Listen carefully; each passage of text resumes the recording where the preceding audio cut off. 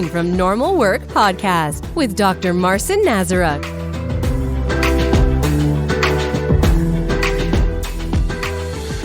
And Cindy, I've heard a number of organizations who did try learning teams and it didn't work for them.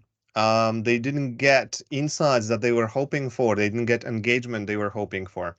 So in your experience, what are those enablers of success? What needs to happen for the learning team to really allow you to see this messy reality and all its value?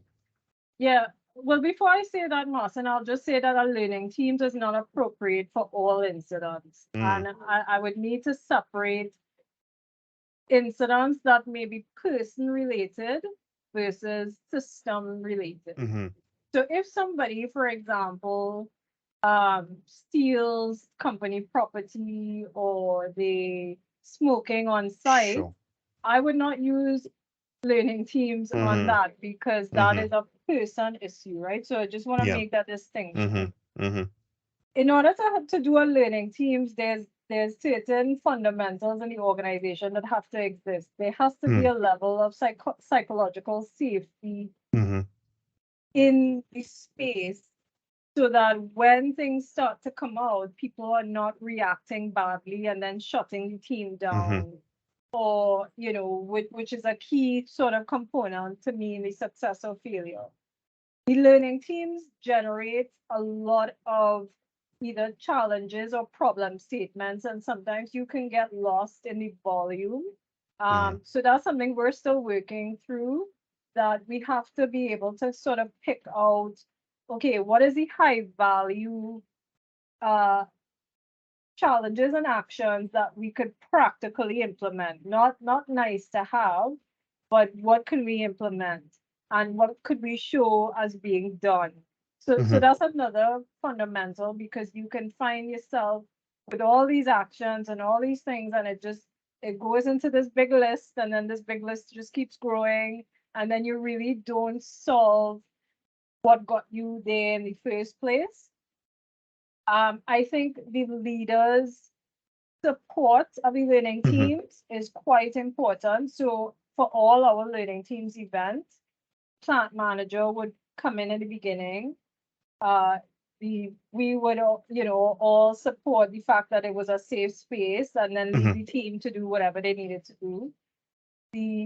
Either the plant manager or myself or one of the other managers would be at the end of the learning team each session to hear what they came up with, and so we are not surprised on the back end when things come up, and are messy. But we're not there to justify we're just there to listen, right? And then at the end of the learning team, when they're closing out, we're present and we're able to ask questions, and ask questions not from just from a completeness perspective, like, okay, well, maybe we're missing this information, or this is not clear, or what do you mean by this action? How does it resolve? So those are things. Having the leaders participate is also key, I think, in learning teams. And sort of not learning teams is like you don't want to use it too often, but when you use it, you want it to sort of be very meaningful. So I would say be cognizant of how you approach a learning team. But you can use operational learning questions in traditional incident reviews if you want to make the shift doing it that way as well.